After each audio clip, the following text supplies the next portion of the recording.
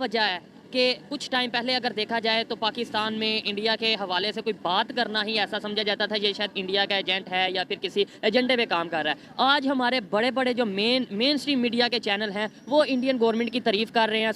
मोदी जी ने एक बार कहा था, ना खाऊंगा ना किसी को खाने दूंगा, बहुत पहले बोला था। तो वंदे भारत एक्सप्रेस हमारे सामने आई है। हम लोगों ने डेवलपमेंट इस फ्रंट पे देखा है। हम लोग बहुत सारे डेवलपमेंट्स टेक्नोलॉजी फ्रंट पे देखे हैं। हमारा हमारा जो मैन्युफैक्चरिंग है, डिफेंस मैन्युफैक्चरिंग हमने यहाँ देखा। डिफेंस मैन्युफैक्चरिंग इंडिया ही नहीं बल्कि डिफेंस मैन्युफैक्चरिंग हम अब जो डिफेंस मैन्युफैक्चरिंग कर रहे हैं वो हम एक्सपोर्ट कर पा रहे हैं। वो मोदी की तारीफ कर रहा है उस कंट्री में जिसमें सड़क पे चलते हुए आदमी से लेके प्लेन में चलते हुए आदमी सब मोदी को दुश्मन मानते हैं। ऐसा लीडर है जिसने पिछले 21 साल में कोई छुट्टी नहीं ली। फकीर भाई 21 साल हो गए छुट्टी लेते हुए। खाने के लाले पड़े हुए हैं, आटा तक नहीं है। सस्ता आटा लेने के लिए लोग मर रहे हैं, लाइनों में लग के उनकी जानें जा रही हैं। तो कहाँ हम बात कर रहे हैं कि वो जो है वो पूरी पोर्ट की पोर्ट खरीद रहे हैं, वो जनाब वो बंदरगाहें खरीद रहे हैं। उनका एक ही बंदा उठता है अडानी और वो बंदरगाह खरीद लेता है इजराइल की। इसका मतलब कहीं ना कहीं फिर ये भी हो सकता है कि पाकिस्तान की मीडिया को अवेयरनेस आ रही है, पता चल रहा है, अवाम को बता। Global footage under PM Modi ये आर्ग्यू किया जा रहा है और ये भी कहा जा रहा है कि पाकिस्तानी मीडिया ये क्लेम कर रहा है, यहाँ पे ये खबरें चल रही हैं कि पाकिस्तान को इंडिया से सीखना चाहिए और इस तरह की खबरें सामने आ रही हैं। और दो सुपर पावर कंट्रीज थी रशिया और यूएस, जिस तरह इंडिया उनके साथ अपने अलाइज क्लियर करके चल रहा है वो भी एक उनको सहराया जा रहा है। क्या कहना चाहेंगे इस पूरे सिनेरियो को देखते हुए आप? देखिए, पहली चीज ये कि प्राइम मिनिस्टर मोदी का ये कार्यकाल 8 साल का एक अच्छा कार्यकाल रह सकता है। या ये एक टेन्योर 8 साल का 10 साल का टेन्योर हो जाएगा थोड़ा टाइम में। ये एक अच्छा टेन्योर माना जा सकता है। द रीजन बीइंग कि इंडिया की इकोनॉमी ने राइज किया है, इंडिया की डिफेंस पावर ने राइज किया है, इंडिया की इंटरनेशनल प्रेस्टीज ने राइज किया है।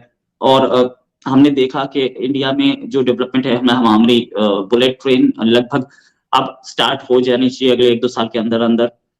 इंटरनेशनल लेवल पे हमने अपने विंग स्प्रेड किए हैं। हमारा बिजनेस, हमारी 5th लार्जेस्ट इकोनॉमी हुई है, 3rd largest auto market, car market बने हैं हम लोग। ये बहुत सारी चीजें हमने देखी हैं। और अगर पाकिस्तानी न्यूज़पेपर्स इसमें कुछ प्राइम मिनिस्टर मोदी की तारीफ कर रहे हैं तो जाहिर है पाकिस्तान को इससे सबक तो लेना चाहिए। पाकिस्तान को सीखना तो चाहिए कि कुछ है, कुछ गड़बड़ है, कि उनकी इकोनॉमी में कहीं फंडामेंटल प्रॉब्लम है। उनकी the way they managing the economy. Pakistan और इंडिया दोनों ने इकट्ठे इंडिपेंडेंस ली थी।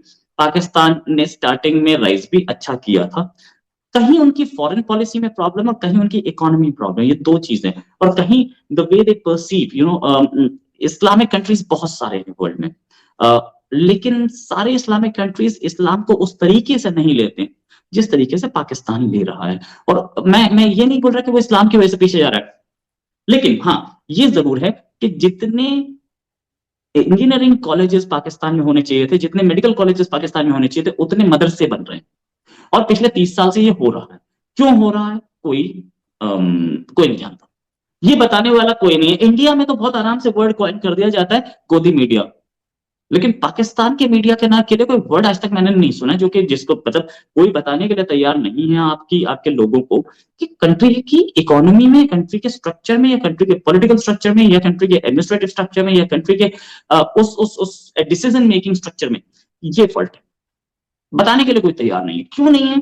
Don't know. लाहौर में बैठा एक मीडिया, बहुत बड़ा मीडिया हाउसेस बैठे हैं लाहौर में, वो जो बैठे हैं, या बड़े बड़े चैनल्स वहां जो बैठे हैं, वो सब के सब क्यों ये बताने के लिए तैयार नहीं है कि फॉल्ट कहां। अगर अभी आप देखिए दो डेवलपमेंट पीछे भी हुई है।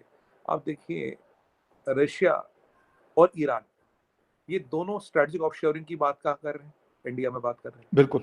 और एक नया रास्ता की भी बात कर रहे हैं। वो रास्ता क्या, वो INSSTC जो हमने बनाया था उसी का एक्सपेंशन है, उसको मद्देनजर रखते हुए कर रहे हैं। पर आज ये जो वो क्लाइमेट, वो जो आप ये कह रहे हैं कि भाई आज हम ये करेंगे, पर हम ये चीज पहले कर चुके हैं।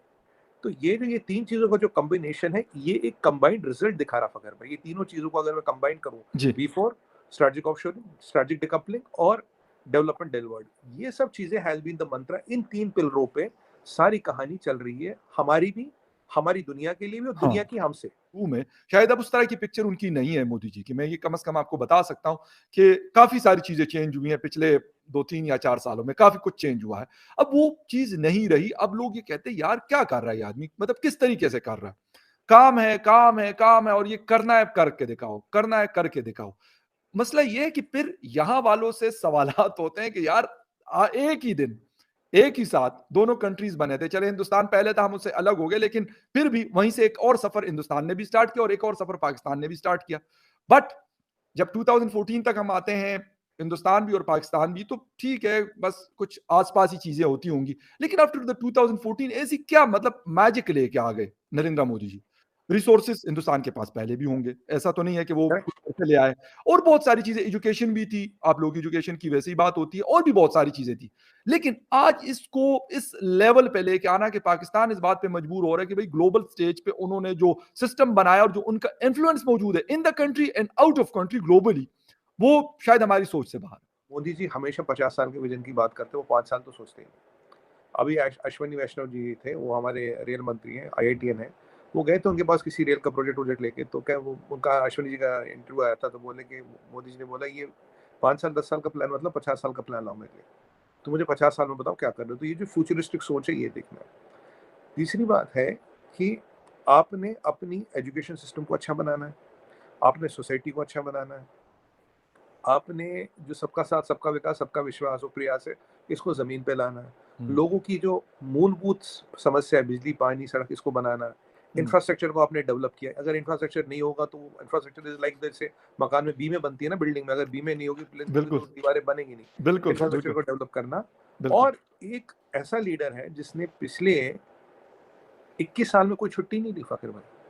21 साल हो गए छुट्टी लेते हुए, 21 साल। अभी इनकी मदर की डेथ हुई थी, मुझे लगता है कि 11 बजे काम पे वापस आ गए थे। 9 बजे क्रियाक्रम होता हमारे यहाँ, वो क्रिमेशन जिसे कहते हैं, 9 बजे क्रियाक्रम किया, 11 बजे he was back on job. और सब मिनिस्टर को पता क्या बोला गया? सब मिनिस्टर को ये बोला गया कि आप वहाँ आओगे नहीं, आप वहाँ आओगे नहीं। सबको ये बोला गया आप वहाँ आओगे नहीं, इट्स अ प्राइवेट अफेयर। और 11 बजे the country and world was and the world, और जो उनका ऑफिस था that was back to work. मैं अब कह रहा हूँ, अगर आप ऐसी लीडरशिप, क्योंकि culture flows from the top, अगर आप ऊपर से ऐसा करोगे तो चीजें चलेंगी। अगर आप नेशनलिज्म को प्रमोट करोगे तो आपकी जो चीजें हैं ना, इनमें जान आएगी। अगर नेशनलिज्म की भावना प्रिवेल हो गई तो क्या होगा? हर कोई आपका सिपाही बनेगा।